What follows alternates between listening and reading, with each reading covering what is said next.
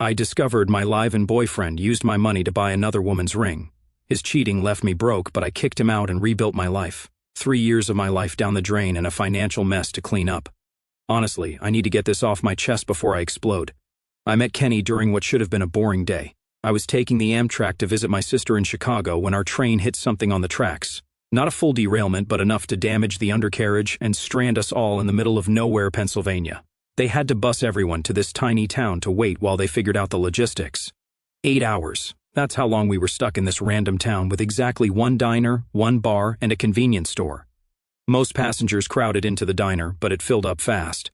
I ended up at the bar next door with my overnight bag, ordering whatever sad sandwich they had, and scrolling through my phone to let my sister know I'd be late. Kenny was sitting 2 stools down, also with luggage. He made some joke about how the universe must really want us to appreciate small-town America. I laughed. He was cute, tall, with this messy dark blonde hair and nice hands. I've always been a sucker for nice hands, I don't know why. We got to talking, found out we were both heading to the same general area. He was interviewing for some position, said he was sick of the corporate grind and wanted to build something meaningful. I told him I worked in logistics, not glamorous, but stable. After a few hours of talking and a couple of beers, we exchanged numbers. I didn't think much would come of it, to be honest, but he texted the next day, and we met up for coffee when I got back from my sister's. That interview he was going to? He didn't get the job, but he had another one lined up, he said, and another after that. Always something big on the horizon. Always almost landing the perfect opportunity. I didn't mind at first. The job market sucks, and he was charming. 6 months in, his lease was ending. My place was bigger, closer to downtown, and honestly, I was already paying for most of our date nights anyway since his funds were temporarily tight until he landed his next gig. When he suggested moving in together, it seemed logical. This is where things started shifting. The first month, he paid his share of rent on time. By month 2, he was a week late. By month 3, he had this whole story about how a check from a freelance project was delayed, but he'd definitely cover next month's rent, plus what he owed. I didn't push it, I could handle the rent on my own. It was tight, but doable. Kenny was home all day, networking and building his portfolio, so at least the apartment was clean, and dinner was usually ready when I got home. I told myself it was temporary. The excuses got more elaborate. The startup he was consulting for had accounting issues. A client was late paying an invoice. The project timeline got extended. Always something just beyond his control. Always with a solution just around the corner. Meanwhile, my bank account was getting thinner. I started taking on extra shifts, picked up some weekend inventory work. Kenny would give me these back rubs when I came home exhausted, tell me how amazing I was, how he'd make it up to me when his career took off. My friend Jay was the first to say something. We were grabbing coffee, and I mentioned skipping an upcoming concert because money was tight. She gave me this look and asked how long I was planning to bankroll Kenny's lifestyle. I got defensive, said we were a team, that relationships have ups and downs, that he'd do the same for me. But the comment stuck with me. I started paying more attention, noticed how often he used my Visa for small things without asking, how my grocery bill had doubled since he moved in, but my fridge seemed emptier, how he always had money for a new game or drinks with his friends, but never for bills. When I brought up marriage once, just casually after my cousin got engaged, he looked like I'd suggested we jump off a bridge. He said he wasn't ready, that marriage was serious business, that we had a good thing going. Why rush? I didn't press it. I should have. Then things got weirdly better for about a month. Kenny started going out more, said he was meeting with potential clients, attending networking events, catching up with old contacts. He seemed energized, said things were finally coming together. I wanted to believe him. That Friday, my friend M texted me, asking if we wanted to grab dinner with her and her boyfriend. Kenny had already told me he had a networking thing, so I agreed to meet them alone. I got to the restaurant early. M was acting strange, kept checking her phone, giving me these weird, sympathetic looks. Finally, her boyfriend arrived, and immediately started talking about some tech event he'd been to the night before. Then he said it. Asked if Kenny had enjoyed the open bar, mentioned seeing him there with his fiancée. I must have looked confused because they all got quiet. M took out her phone, started apologizing, saying she wasn't sure if she should show me or not, but she'd seen something on Instagram that morning that didn't make sense. She handed me her phone. It was some woman's profile I didn't recognize, a blonde named Daria. Her most recent post was from the night before, string lights, champagne glasses, and her hand with a diamond ring. Caption, I said, yes. Can't believe I get to marry my soulmate. I scrolled through her profile, posts of them going back at least a month, captions about my man and date night with the love of my life. In one, they were at the beach from 2 weekends before, when Kenny had told me he was visiting his parents upstate. I excused myself from dinner, told M&R I'd call them later. I went straight home and checked our shared credit card account on my phone. I found charges for restaurants I'd never been to. A hotel downtown from 3 weeks ago. A jewelry store charge from last week, $2,800. That's when it hit me. He'd bought her ring with my money. I sat by the window in our apartment, scrolling through all the evidence until it got dark. Around 9 o'clock, I heard his key in the lock. He came in, kicked off his shoes like it was any other night, went straight to the fridge, and pulled out a beer that I'd paid for. I asked him where he'd been. Just networking, he said, making connections. Things are looking up. Then I asked if he'd gotten engaged recently. You should have seen his face. First shock, then this weird smirk, like he was almost impressed I'd found out. When I asked if he'd proposed to that blonde girl from the photos, he just shrugged, said something like, "Look, can we not do this now? I don't owe you anything." I was shaking. "You spent my money, lived with me, and proposed to someone else," I screamed at him, loud enough that I'm sure the neighbors heard. That's when he said it, the thing I can't get out of my head. He rolled his eyes, took a swig of beer, and said, "Come on, you really thought I'd give you a ring? You're the kind of girl men settle for when they fail." I didn't fail. I don't remember consciously deciding to hit him, but suddenly my fist connected with his chest hard. He stumbled back, spilling beer on his shirt. Before he could recover, I slapped him across the face, leaving a red mark on his cheek. I told him to get out, to pack his stuff and leave. He tried to argue, said I was overreacting. I grabbed his backpack from the hook by the door and started shoving whatever I could reach into it. His charger from the counter, some t-shirts from the clean laundry pile. Threw it at him and told him if he wasn't gone in 5 minutes, I'd call his new fiancée and tell her everything. That got him moving. He grabbed some essentials, mumbling about coming back for the rest later. I told him to coordinate with the landlord because I wouldn't be letting him in again. He slammed the door on his way out. I changed the locks the next day, put his remaining stuff in trash bags by the dumpster, blocked his number, his email, his social media. But the nightmare wasn't over. When I checked my accounts more carefully, I realized how bad the damage was. Over $2,700 charged to my cards in just the last 2 months. Subscriptions I never approved, restaurant tabs that would make you sick, and the ring, that ring that wasn't even for me. I called the bank, but most charges were too old to dispute. They were made with a card he was authorized to use after all. I'd been so stupid. That was 3 months ago. What's happened since then is a whole other nightmare that I'll save for my next post. First update, first of all, thank you for all the comments and messages on my last post. I honestly didn't expect so many people to care about my train wreck of a life, but here we are. A lot of you asked what happened after I kicked Kenny out, so grab your popcorn because this is where everything really went south. The night after I threw Kenny out, I couldn't sleep. I kept checking the door, even though I deadbolted it. Around 3 in the morning, I got a string of texts from him that ranged from angry, "How dare I embarrass him by putting his stuff outside?" to manipulative, "We need to talk about this like adults," to pathetic, "I have nowhere to go." I didn't respond to any of them. The next morning, I called in sick to work. I needed a day to process and figure out exactly how screwed I was financially. I made a cup of coffee and sat down with all my bank statements, credit card bills, and a notebook. What I found made me literally gag on my coffee. It wasn't just the $1,700 I'd initially noticed. Going back further, I found small withdrawals, random purchases, subscription services I didn't recognize. He'd been slowly bleeding me dry for months. The total damage was closer to $5,400. That's $5,400 on top of the rent I'd been covering, on top of the groceries, on top of the utilities. I called the credit card company again, this time armed with a detailed list. The customer service rep was sympathetic but firm. Most charges were too old to dispute, and Kenny had been an authorized user. The best they could do was remove him from the account and flag any pending charges.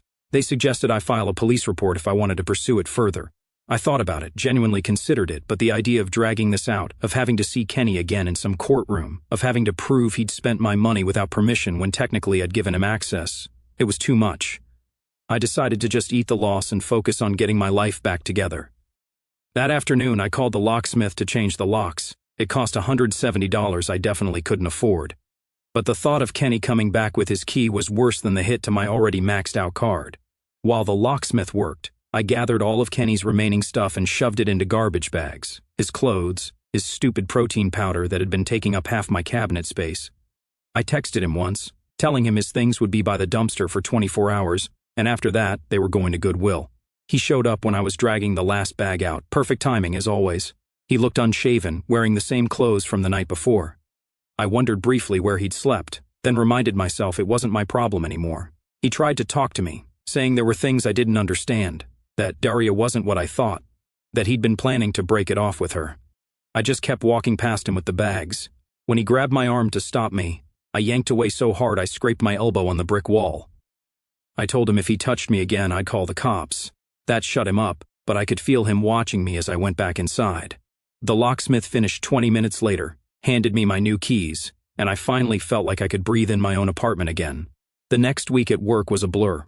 I was exhausted, jumping every time my phone buzzed, and making stupid mistakes that my supervisor kept pointing out.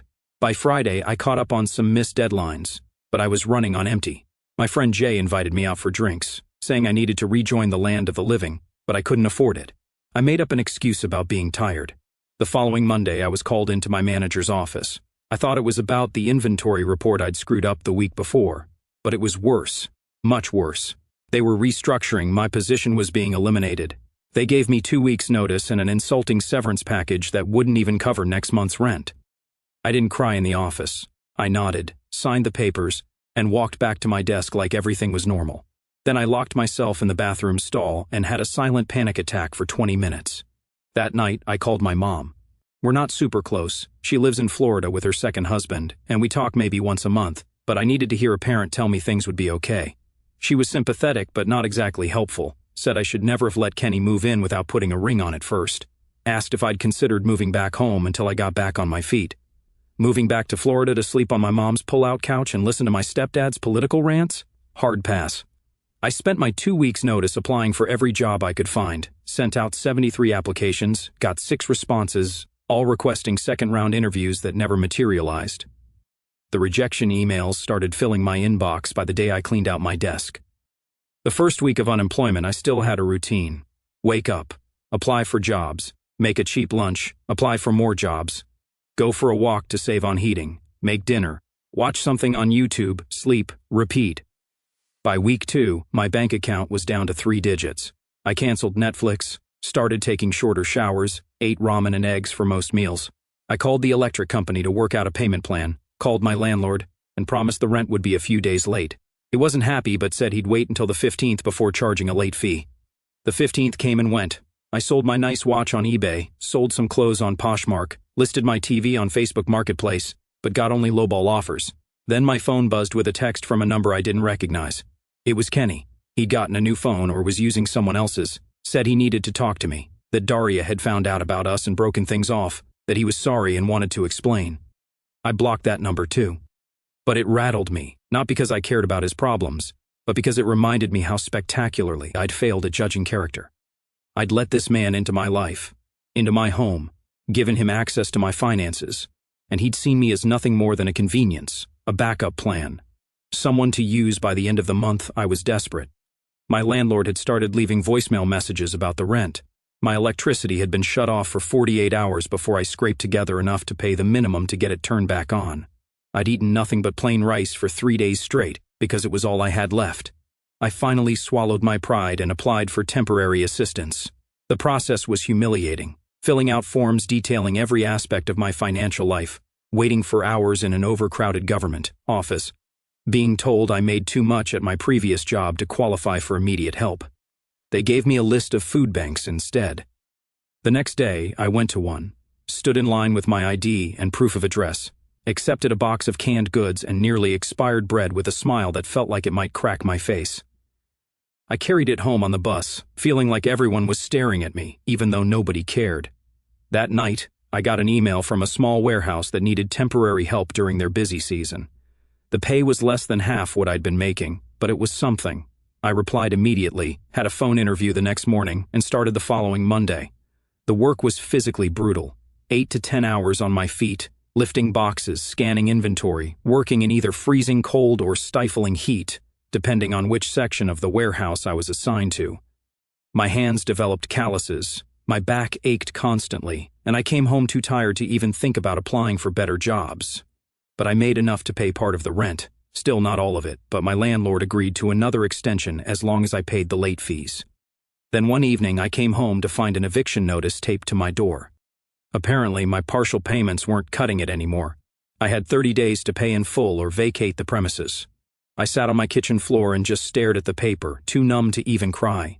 That's when my neighbor knocked. She'd seen the notice and heard me come in, asked if I was okay. I wasn't, obviously, but I lied and said I was fine. She hesitated, then asked if I was looking for a roommate. Her cousin Rosalie needed a place to stay for a few months, while she saved up for her own apartment. If we split the rent 3 ways, it might work out for everyone. I'd never spoken more than 10 words to this neighbor before, but in that moment, she might as well have been an angel. I said yes immediately. Rosalie moved in 2 days later. She was quiet, paid her share up front in cash, and didn't ask questions about why I sometimes ate nothing but rice for dinner. We weren't friends exactly, but we coexisted peacefully in the increasingly depressing apartment.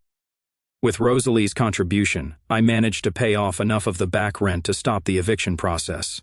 I was still drowning in credit card debt, still working a job that paid barely above minimum wage, still eating like a college student during finals week. But I wasn't homeless, and that counted for something. Then one day, about 3 months after I had kicked Kenny out, I was rushing to catch the bus to work when I collided with someone on the sidewalk. I stumbled back, mumbling an apology without looking up. Then I heard my name. It was Kenny, standing there like he'd been waiting for me. He was wearing a fast food uniform, the kind with the hideous polo shirt and visor. I tried to walk around him, but he stepped in my way, said he'd been trying to reach me, that he needed to talk to me, that he'd made a huge mistake. I noticed his phone was an ancient model, not the latest iPhone he'd always had before. Karma's a jerk, I guess. I told him I was late for work and pushed past him. He called after me, saying he'd come back, that he'd make things right. I didn't look back, just ran for the bus and made it just as the doors were closing. That night, I couldn't sleep, not because I missed him or wanted him back, but because I was afraid he'd figured out where I lived, that he'd show up again. I wedged a chair under my bedroom doorknob, even though I knew it was paranoid. The next morning, there was a letter in my mailbox. No stamp, just my name scrawled across the front. I recognized Kenny's handwriting immediately. I didn't open it, just tore it up and dropped the pieces into different trash cans on my way to the bus stop, but I knew he wouldn't give up that easily. And I was right. Second update, thank you for all the supportive comments. Reading them during my bus rides to work has been one of the few bright spots lately. Some of you have asked for more details about what happened after Kenny started showing up again, so here goes nothing. After I tore up Kenny's letter, I thought maybe he'd get the hint. He didn't. For the next 2 weeks, I'd spot him randomly, across the street from my apartment building, at the bus stop near work, once even at the laundromat where I'd started going because our building's machines were too expensive. He never approached me directly, just watched. Sometimes he'd wave or try to catch my eye. I'd pretend not to see him and walk faster. My temporary warehouse job turned into a nightmare pretty quickly. The managers kept extending shifts with 0 notice, so I'd come in expecting to work 8 hours and end up staying for 12. My feet were constantly swollen, and I developed this sharp pain in my lower back that never really went away. But I couldn't afford to quit, so I just took whatever ibuprofen I could find in the apartment and kept going. Rosalie noticed. One night, I came home and literally couldn't stand up straight. She was making some kind of soup and offered me a bowl. It was the first actual homemade food I'd had in weeks that wasn't plain rice or ramen. We sat at the kitchen table, and for the first time, we actually talked. Turns out Rosalie had her own Kenny story. Different name, same nonsense. It was weirdly comforting knowing I wasn't the only idiot who'd trusted the wrong person. We started having dinner together when our schedules aligned. Just whatever we could cobble together from our sad pantry and the discount section at the grocery store, but it helped. Then one morning in late November, I woke up feeling like someone had hit me with a truck. My throat was on fire, my head was pounding, and I could barely get out of bed. I called work, croaking through an explanation. My supervisor sighed heavily and reminded me that temp workers don't get sick days. If I didn't come in, I might not have a position when I felt better.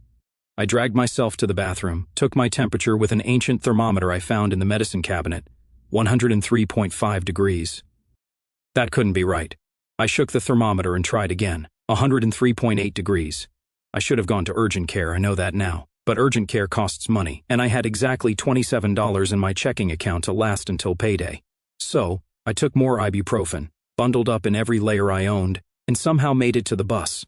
I don't remember much about that day. I scanned boxes, drank water from the fountain, hid in the bathroom when the dizziness got too bad. Somehow, I made it to the end of my shift. I remember waiting for the bus home, shivering violently even though I was sweating through my clothes. Next thing I knew, I was on the ground. Someone was shaking me, asking if I was okay. It was a teenage girl, looking absolutely terrified. I'd apparently passed out at the bus stop. She helped me sit up, asked if she should call someone. I said no, I was fine, just tired. I wasn't fine at all.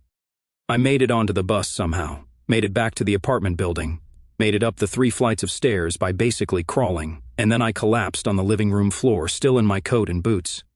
That's where Rosalie found me when she got home from her evening shift.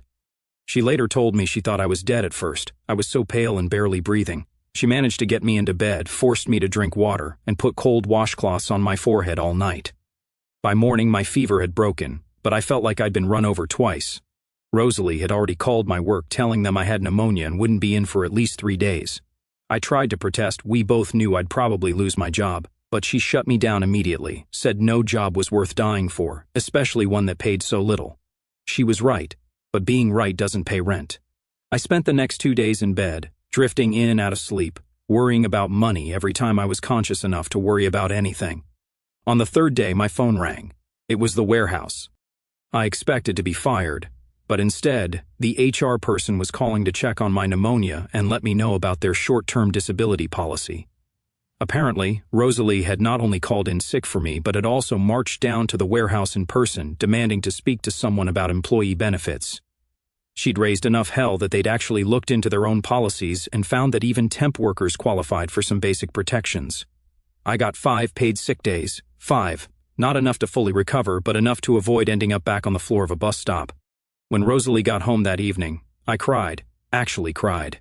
It was the first time anyone had fought for me, and I don't even know how long.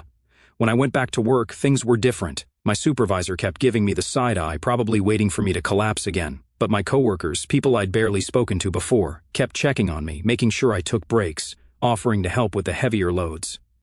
Word had gotten around about the girl whose roommate raised hell with HR. Meanwhile, the Kenny situation took a new turn.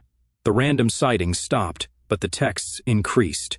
He'd somehow gotten a new number again or was borrowing phones, and would send these long, rambling messages about how much he missed me, how Daria had ruined his life, how he'd been thinking about where it all went wrong. I blocked each new number as it came, but it was exhausting. Jay suggested I change my number entirely, but that meant paying a fee I couldn't afford, so I just kept blocking and ignoring. December rolled around, bringing even more financial stress. The warehouse was busier than ever with holiday orders, which meant more hours, but also more physical strain. My back pain got so bad that I started taking the maximum dose of ibuprofen every day just to function. My teeth hurt constantly. A molar had been bothering me for months, but dental care might as well have been a luxury vacation to the Maldives for all I could afford it. One particularly cold morning, I was waiting for the bus, stamping my feet to keep warm, when an older woman next to me struck up a conversation. Just normal bus stop, small talk, the weather, the late bus, typical stuff. Then she mentioned she worked at a medical office down the street. I nodded politely, not really paying attention, until she said something about their warehouse needing reorganization. I probably looked desperate because I immediately asked if they were hiring. She seemed surprised but gave me the office manager's name and suggested I drop by with my resume. I thanked her, not expecting much. Random bus stop connections rarely pan out. But I was desperate enough to try anything. That evening, I updated my pathetic resume and printed a copy at the library. The next day, I took a detour on my lunch break and walked into the medical office, asking for the manager by name. I expected to be told to apply online or to leave my resume with the receptionist.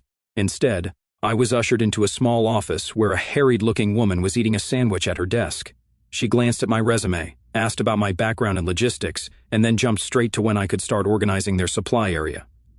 It wasn't a full-time position, just 20 hours a week to start, handling medical supply inventory and deliveries, but it paid $3 more per hour than the warehouse. The hours were flexible, and it involved actual skills instead of just physical labor.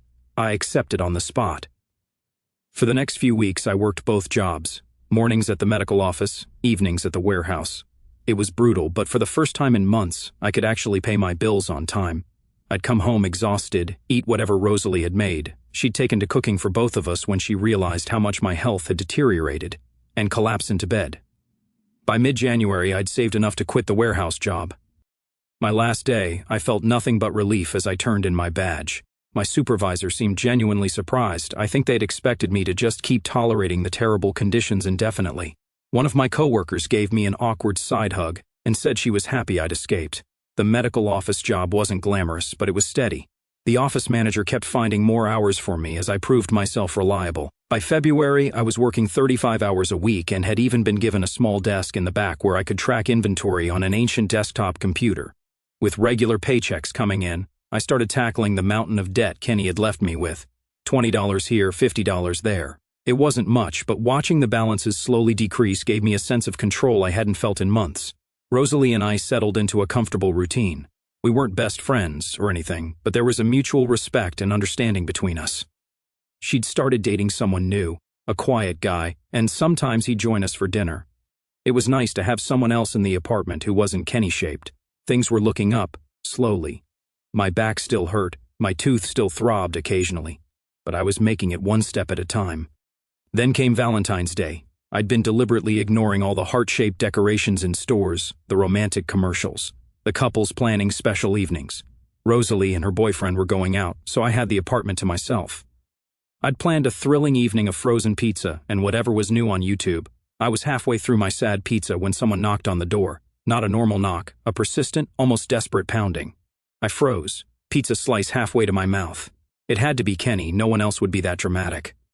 I tiptoed to the door and looked through the peephole. Sure enough, there he was, holding what looked like flowers in a small box. I backed away from the door, hoping he'd think no one was home. He knocked again, then called my name, said he knew I was in there, that he'd seen the light under the door, that he just wanted to talk, to explain, to make things right. I remained silent, my heart hammering in my chest. After what felt like forever, I heard him sigh, something hit the floor outside, the flowers, I assume, and then footsteps walking away. When I was sure he was gone, I cracked the door open. There was a bouquet of grocery store roses on the floor, along with a small velvet box and a card. I should have just kicked it all back into the hallway and closed the door, but curiosity got the better of me. I picked up the box first. Inside was a ring, not an engagement ring, but a simple silver band with a tiny stone that might have been a diamond but was probably cubic zirconia. The card said, "I know I can't undo what I did, but I want to start making it right. This is the ring I should have given you instead of her. I've changed. Please call me." I stood there in the doorway, looking at this pathetic attempt at redemption, and felt nothing. Not anger, not sadness, not even disgust, just emptiness. This man had wrecked my life and thought a cheap ring would fix it. I dropped the ring and card into the trash can by the elevator, left the flowers for anyone who might want them, went back to my apartment, locked the door, and finished my now cold pizza. The next morning, I woke up to a text from an unknown number, Kenny again, asking if I'd gotten his gift. I didn't block this one. Instead, I replied with 2 words, "Move on." Then I blocked that number too. February turned to March. The medical office continued to give me more responsibilities and hours. I paid off one of my smaller credit cards entirely. Rosalie and I repainted the living room on a Sunday afternoon, covering the dingy beige with a soft gray that made the whole apartment feel cleaner somehow. My mom called, surprised that I sounded more like myself. She even offered to help with my dental work if I'd come visit for a weekend. I was still hesitant. My stepdad and I had never gotten along, but the idea of finally addressing my aching tooth was tempting. And Kenny? He finally seemed to get the message. The texts stopped, the random appearances stopped. I occasionally checked Daria's Instagram and saw she'd moved on with someone new. Kenny's account had been dormant for months. I was rebuilding, slowly, painfully, but steadily, not back to where I was before. I don't think I'll ever be that person again, but somewhere new, somewhere stronger, if more cautious. Final update: life went on. My hours at the medical office increased to full-time with actual benefits. I finally got that aching tooth fixed during a weekend visit to my mom's. Rosalie and I renewed the lease on the apartment, even though she was spending most nights at her boyfriend's place by then. My credit score inched up. I started putting a little money aside each month for emergencies. I even went on a date or two, though nothing serious. Trust doesn't come back easily once it's been shattered. Then last month I got a text from Jay. She'd bumped into Kenny at a coffee shop, said he'd asked about me, but in a respectful way mentioned he was moving to Pittsburgh for a fresh start. I thanked her for the info but didn't think much of it. Kenny moving away seemed like the best outcome for everyone, which is why I was completely thrown when I opened my apartment last week and found him standing there, holding a small gift bag. My first instinct was to slam the door in his face, but he looked so different, clean-cut, healthier, wearing clothes that actually fit. He held up his hands immediately like he could sense my panic and said he wasn't staying, that he was on his way out of town and just wanted to drop something off. I reluctantly took the bag. Inside was a small box and an envelope. The envelope contained $1,500. The box contained a ring. The ring, the one he'd bought for Daria with my money, the one I'd seen in that Instagram post that started this whole nightmare. He explained that when Daria left him, she'd thrown the ring at him. He'd kept it, initially planning to pawn it, but never got around to it. He wasn't giving it to me as some weird romantic gesture. He was returning something that was technically mine since I'd paid for it, and he wanted me to decide what to do with it. Keep it, sell it, throw it in the river. Kenny said he had a job lined up in Pittsburgh, that he'd continue sending payments until he'd repaid everything he owed me, that he was genuinely sorry for everything, especially for the cruel things he'd said when I confronted him about Daria, that I deserved so much better, and he hoped I'd found it or would find it soon. Then he left, just a simple wave, and he was gone. I took the ring to a jeweler the next day. It wasn't worth nearly what Kenny had paid for it. The stone was smaller than it appeared in photos, and the setting was mass-produced. I got just under $1,000 for it, which went straight into my savings account. So, that's it. That's the end of the Kenny saga. I'm doing okay now. The medical office gave me a small raise last month. Rosalie did move in with her boyfriend, but I found a new roommate through a colleague, a quiet grad student who pays on time and doesn't steal my food from the fridge. My back still acts up sometimes on rainy days, a souvenir from my warehouse days. My credit score is still recovering. I still occasionally catch myself checking the locks twice before bed, but I'm building something new, something stable. I don't know if Kenny will actually stick with his new path. People can change, but it's rare and usually happens in small, incremental ways rather than dramatic transformations. Maybe he'll follow through on repaying me. Maybe he won't. I've learned not to build my plans around other people's promises. Thank you all for the support through this mess. Your comments helped more than you know on days when I felt completely alone.